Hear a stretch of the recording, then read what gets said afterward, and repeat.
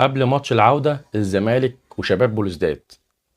ماتش الذهاب ما خدناش وقت كبير عشان كابتن معتمد جمال يعرف ان نقطة ضعفهم الوحيدة الباك اليمين حسين بن عيادة، ويعمل حركة ذكية جدا بان هو يشيل خوان بيزيرا من الجناح اليمين ويخليه يلعب في الجناح الشمال عشان نستغل نقطة الضعف دي، ومنها سجلنا الهدف الاول.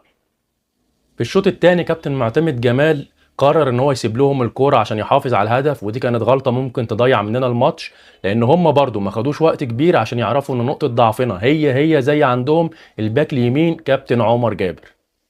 طبعا ضغطوا على جبهه عمر جابر وضغطوا اكتر من مره، وكان ممكن يسجلوا هدف او اتنين او تلاته كمان، بس ربنا ما وفقهمش والحمد لله. الماتشين مفيش ما بينهم وقت كبير، فاكيد هيلعبوا على نفس الافكار اللي لعبوا عليها، وهم ان هم يضغطوا على الجبهه اليمين عندنا. طب الجبهه اليمين دي حلها ايه؟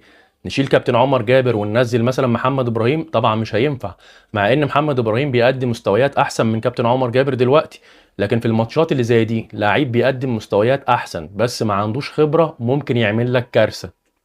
حل نقطة الضعف دي إن اللي هيلعب رقم 6 كابتن معتمد جمال يديله تعليمات إن هو يميل مع كابتن عمر جابر في الدفاع، ويلعب ضغط عالي من أول دقيقة علشان ما يسمح لهمش إن هم يستغلوا نقطة الضعف دي.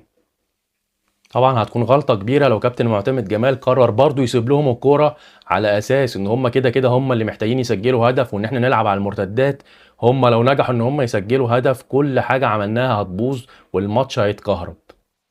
افضل طريقة لعب في الماتش ده هي الضغط العالي، وان احنا نحاول نسجل هدف باقصى سرعة ونستغل عامل الارض والجمهور عشان نقتل الماتش خالص.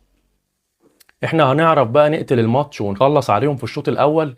اللي انا متعود عليه من الزمالك واللي كل الزملكاويه عارفينه ان الزمالك عامل زي العفريت في الفيلم بتاع الحرب العالمية التالتة، اللي هو لما كان بيقول لهم انا لو قريت الفاتحة اتحرق.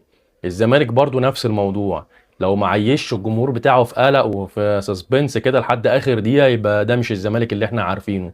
بس الماتشات الكبيرة اللي زي دي ما ينفعش يعمل فيها كده.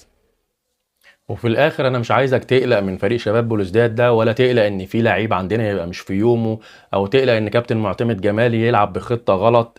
طول ما جمهور الزمالك في الملعب احنا ان شاء الله هنعدي. سلام.